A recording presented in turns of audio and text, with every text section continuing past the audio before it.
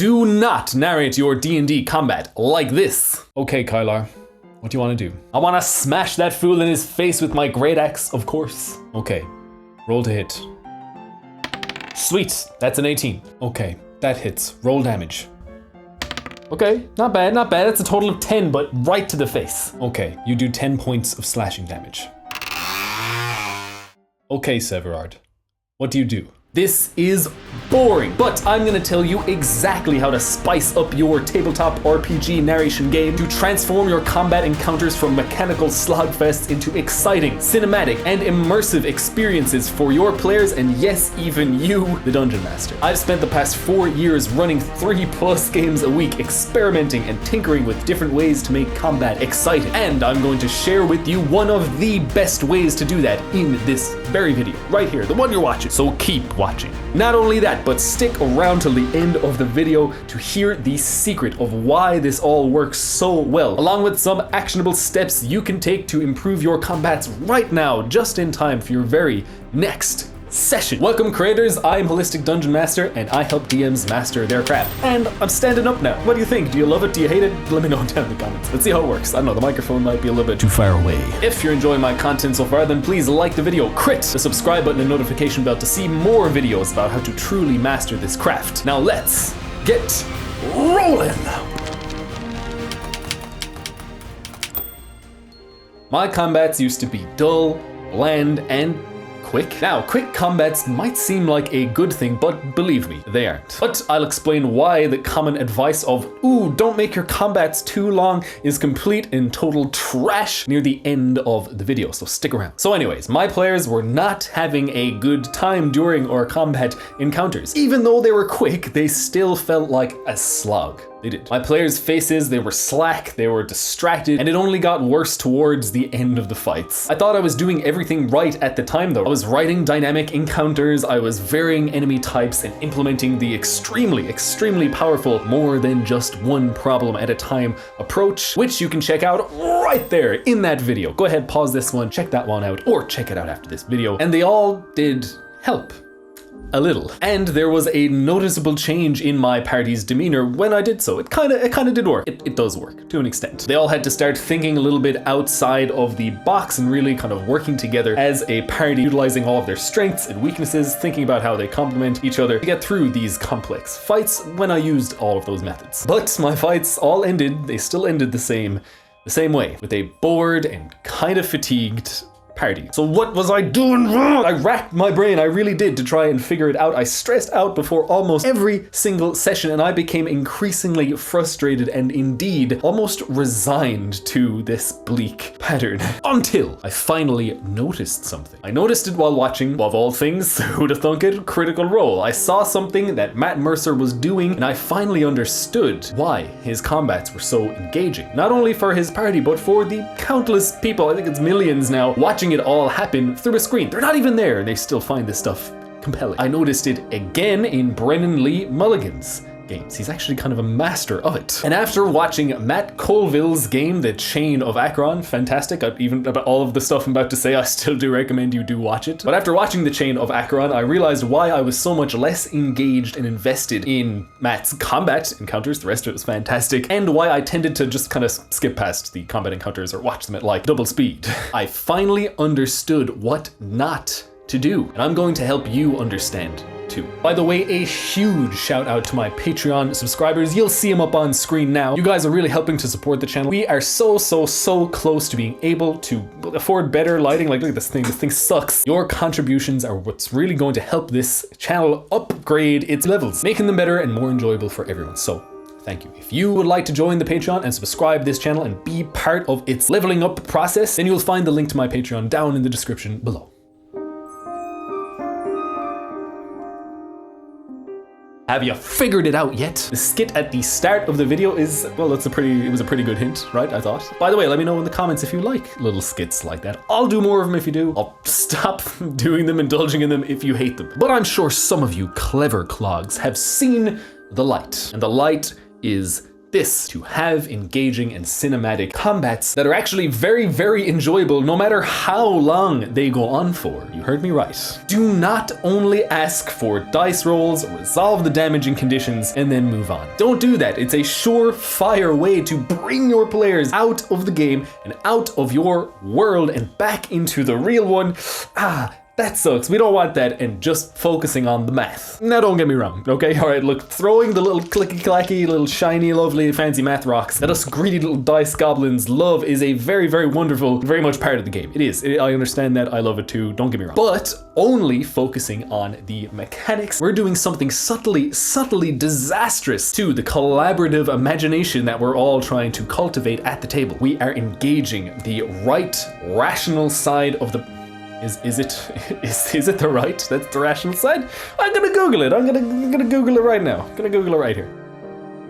I was wrong, and I wrote my script wrong. I should have done my research better. The right side of the brain is the creative one. We're talking about the left side here. We are engaging the left side of the brain, that is the rational one, and completely ignoring the right and creative side. By doing this, we are pretty much, like I said, yanking our party's minds, their brains out of our worlds, and it makes it more difficult to get back into it when the combat's finished. This is where that fatigue I noticed in my players comes in. That is what was happening. Spending too much time in the analytical left side of the brain, the logic and the mathematics focused part of the brain, like that is draining. It drains us. Especially when everyone is trying to dive deeply into this fantasy world and leave their real world problems, all that rational stuff that they have to think about and worry about constantly, trying to leave all that stuff behind. So what do? How do we remedy this? This is how combat works, damn it. We can't just throw away all of that left side of the brain stuff anyway, can we? No, we can't. Absolutely not. We need that stuff, but we have to temper it with narration. We must weave that crunchy left side of the brain stuff, the math, figuring out distances and areas of effect and all that stuff. We need to weave it and mesh it together with the gooey, the melty, creative imagination and improvisation of narration. Otherwise, the party will just become bored, like-minded with your combats if they drag on for too long. Even if they are quick ones, which is the common advice to give, there will just be something missing. Without doing this, combats are jarring and it's tough to kind of get back into that exploration and role play part of the game. But this problem, what it's really doing for us now is it's creating an opportunity to create something really magical. If we are constantly moving from one side of the brain to the other in game, mechanics, narration in a quick fire, not only are we keeping things fresh and keeping our players' minds stimulated by engaging both parts of the brain, we're also doing something wonderful, something beautiful. We are also turning our combats into cinematic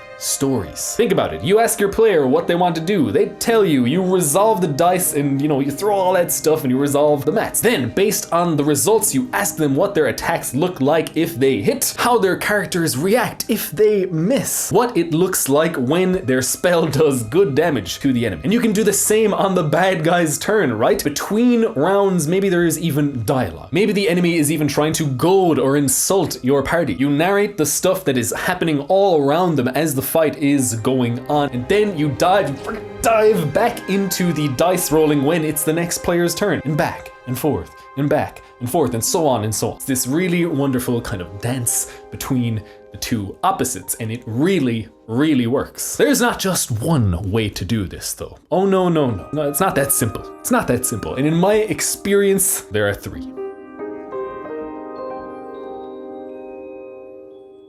Mechanics first, right? This is kind of like the way I described briefly. It's pretty simple. Ask your player what they want to do, you resolve their entire turn, and then you narrate the results and get them involved in that narration too. It's simple, it's easy, and it just gives this kind of good rhythm to combats. Mechanics, narration, left brain, right brain. It's far from perfect, however, and it can kind of skip over potential moments for your players to really let their characters shine. What if they want to see what happens with their first attack before they make another one? What if they have a complicated turn in mind? What if you want to showcase how an enemy would react to each of these individual steps? Well, for that, my friends, we have the blow-by-blow method. This is kind of a little bit of a zoomed in kind of version of the first one, mechanics first. method. And it works like this. We ask our players what they want to do, just like the first one. We resolve their turn step by step. We're talking action, we're talking extra action, bonus action, their movement, all of that kind of stuff, because there's a number of different ways that your player can chop up their turns, and we can examine each one narratively and mechanically. So we narrate the results of each step before moving on to the next. This can be a fantastic way to change our combats from very obvious staggered kind of moments of mechanics and narration into something more fluid that really blurs that line between combat encounters and the rest of our sessions. A notorious line. We all hate it. We don't want it there. And this is a great way to diminish it. However, I'm really enjoying standing up. I can move around and stuff. It's great. Getting back to the point. However, this can make for some very long turns, as you can only imagine. Breaking it down and going through each step. That's a problem. Like, some players can be waiting for, quite a long while for their next turn, even though what's happening on other players' turns is a little bit more engaging and exciting for everyone, because we spice it up with that imagination and keeps kind of everyone locked in with their creative minds. This isn't perfect either. So what's the solution? There is one, or at least I think so, and I'm going to tell you. Both of these methods have their pros and cons for sure. Perhaps not every turn will warrant a more kind of zoomed in blow by blow approach. Maybe your player just isn't that sort of player, right? Perhaps there are epic climaxes to an encounter where players really want time to interact with the enemy outside of that more kind of like tit for tat, mechanics first gameplay. And these moments can shift and happen and change throughout a combat. No combat's simple. Nothing in this game is simple. So we need to kind of pick and pluck our moments throughout each combat, implement both where warranted. That's right, we use the two of them. We go ahead, we just why choose? We don't gotta choose. We can be greedy dungeon masters. We can be hungry for all of these different techniques, and we can devour them and spew them back out into our party's face. I don't know why I went there with that metaphor. But you get my idea, right? We don't have to be picky here. We can use whatever works, of course. And both of these work, so experiment with them, and soon you will begin to get this kind of intuitive feeling for exactly the right moments in your combat encounters where you will need to both either zoom in right into the action or when to let it breathe. But always be switching at least to some degree between both the mechanics and the narration. But hold on just a damned second. I hear you cry. Combats should be fast, and they shouldn't drag on too much. I can hear some of you type that.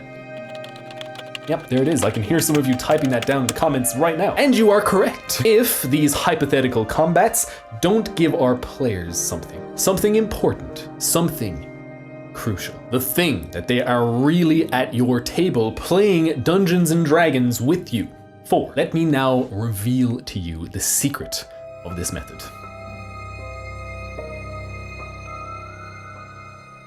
The big secret, the big reveal. Remember that setup and payoff video I made?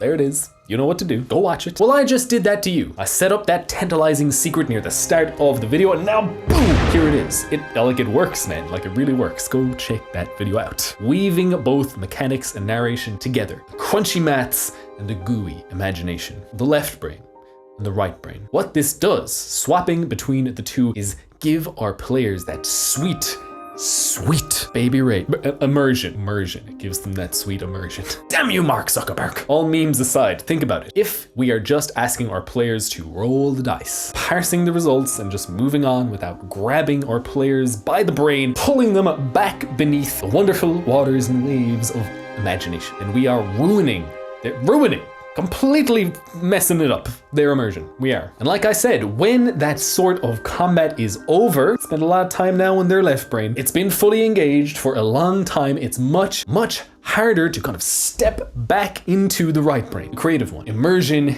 is shattered. But if we move back and forth in this beautiful dance, like I've been explaining, between the best parts of playing this beautiful game, we keep immersion strong, and we can kind of seamlessly blend combat with collaborative story that we are all telling with our players at the table. And what is more important? What greater gift can we give our players than by helping them to fully lose themselves in our fantasy world and momentarily ease the troubles, worries, and vicissitudes of everyday real life? That's what us DMs and GMs and all the rest, that's what we really do. And it is pure, real, IRL magic. Plain simple. There it is. Plain simple. But alrighty. I promised you some actionable steps that you can implement in your very next session, and I will deliver.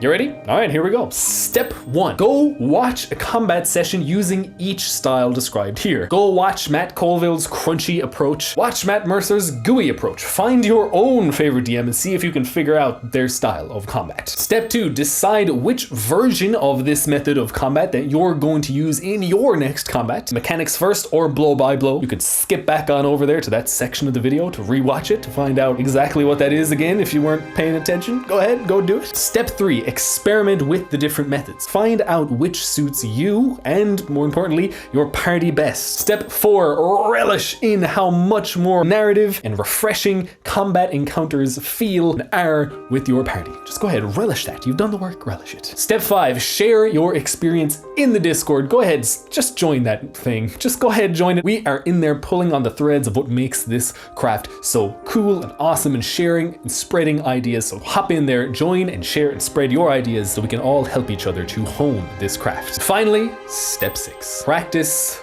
practice, practice. You've heard it a million times before, but that is how we get better at these skills that are hard to master. Just keep doing it. The more you do it, the better you will get at it, and the better you will become as a dungeon master. Simple as that. It's as simple as that. If you've watched this video up until now, then you are the DM I am making these videos for. Someone who is truly, truly dedicated to being the best dungeon master they can be. So thank you so much for watching all the way to the end. Please like it, share with another DM who you think needs to spice up their combat with a little bit of gooey narration. Crit the subscribe button and notification bell. And remember, this world needs good DMs.